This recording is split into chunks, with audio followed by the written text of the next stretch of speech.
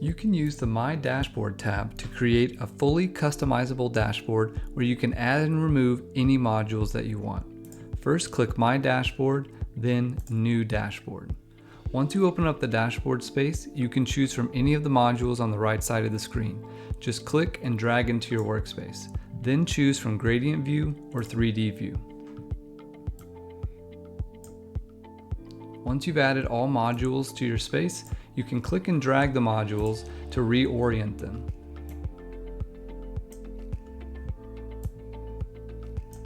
Then click on the corners and drag to resize any module that you want.